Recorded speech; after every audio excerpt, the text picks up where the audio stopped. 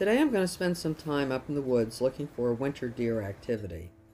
It's been really cold lately. We've had a lot of single-digit weather, and that makes it a lot harder on the deer. But we haven't had a lot of snowfall. We haven't had up to 2 feet or anything like that, only about maybe 3 to 6 inches. I'm going to make use of the utility roads in this preserve. I know it very well.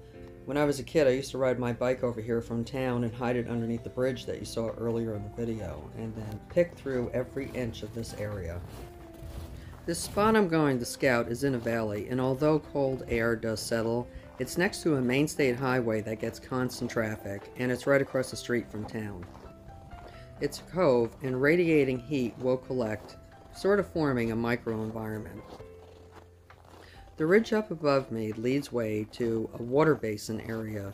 It's all the runoff from Black Rock Mountain and Frog Hill.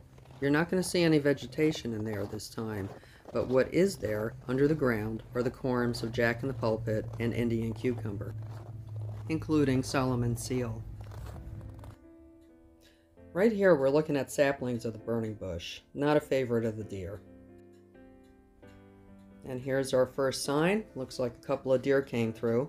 Looks like an adult and a younger deer. All these open spaces that you see where the leaves are, that's where the water has melted through. This is basically an upland swamp. Pardon my hand. Sorry about that, folks.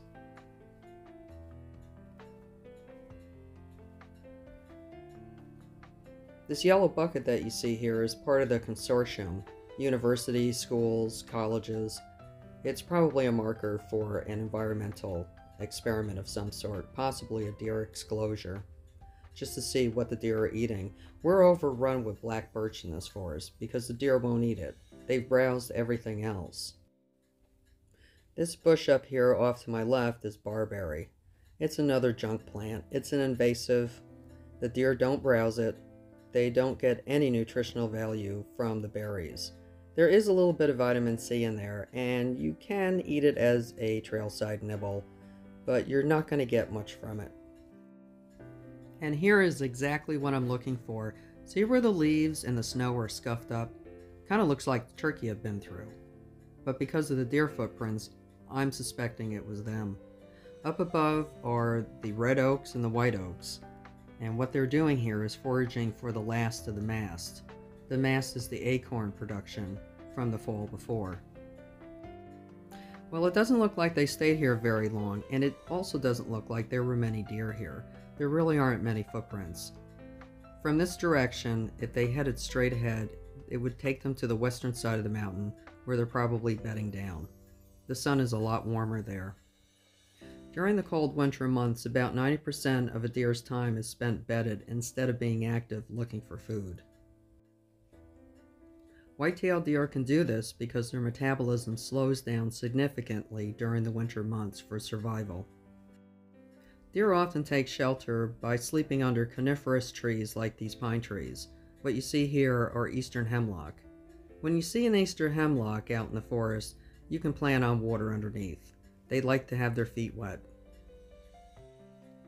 And the makeshift roof of these dense branches and large groves is protection from the wind and falling snow. It makes a makeshift roof that holds the heat in.